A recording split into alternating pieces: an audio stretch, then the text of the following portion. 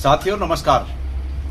कल लोकसभा में भारतीय जनता पार्टी के द्वारा जो सरकार के द्वारा जो बिल पेश किया गया, अब भारतीय जनता पार्टी उस बिल को गिरने के दोष कांग्रेस और सहयोगी दलों पर मढ़ रही है। सबसे पहले ये जानने की आवश्यकता है कि ये बिल है क्या।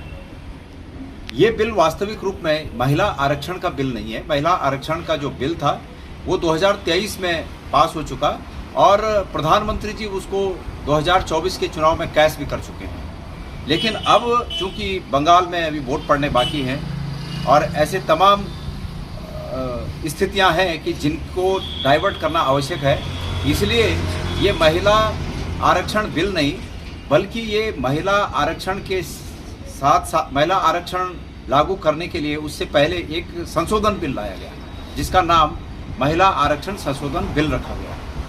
इसमें ये प्रावधान है, अब जो बीजेपी जो फैला रही है कि कांग्रेस ने इसे रोक दिया, कांग्रेस ने इसे रोक दिया, इनकी जालसाजी और इनकी चालबाजी मैं स्पष्ट करना चाहता हूं कि क्या है।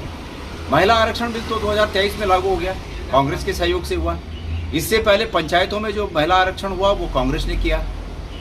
लेकिन सवाल ये है कि महिला आरक्षण का जो वर्तमान महिला आरक्षण संशोधन बिल है, इसके प्रावधान क्या है, पहले ये जानने की जरूरत है।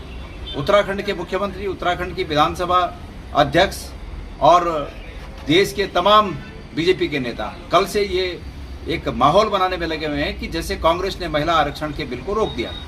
लेकिन जो वर्तमान में जो कल महिला आरक्षण संशोधन बिल है उसके प्रावधान ये हैं कि देश में जितनी भी सीटें हैं उन सीटों का ड्योढ़ा बढ़ाया जाए। मतलब आधी सीटें, अगर किसी सदन में 500 सीटें हैं तो 250 सीटें और कर दी जाए। उत्तराखंड में 70 सीटें हैं तो 35 सीटें और जोड़ दी जाए। ये निश्चित रूप में महिला आरक्षण लागू करने का प्रावधान नहीं बल्कि ये है कि इस बात का विरोध किया जाए और ये दिखाया जाए कि कांग्रेस महिला आरक्षण के विरोध में है। उत्तराखंड के परिप्रेक्ष्य में धामी जी ने एक कल जो ट्वीट किया जो अपने सोशल मीडिया से उन्होंने लिखा, उन्होंने पूरा इसका दोष कांग्रेस को दिया और उन्होंने लिखा कि नारी शक्ति बंधन अधिनियम जैसे ऐतिहासिक संविधान संशोधन और को कांग्रेस और उसके सहयोगी दलों ने मिलकर रोक दिया। महिलाओं को 33% आरक्षण देने वाले बिल का विरोध करना ही नहीं बल्कि उसका मजाक उड़ाना और जश्न मनाना यह केवल राजनीतिक नहीं, नारी शक्ति का अपमान है। मुख्यमंत्री धामी जी, आप इस प्रदेश की हमारी भोली भाली बहनों को बरगला रहे हैं। महिला आरक्षण का बिल पहले ही पास हो चुका है। अगर आपको महिला आरक्षण लागू करना है तो उत्तराखंड की वर्तमान 70 सीटों के आधार पर महिला आरक्षण लागू कर दीजिए। किसने रोका है आपको?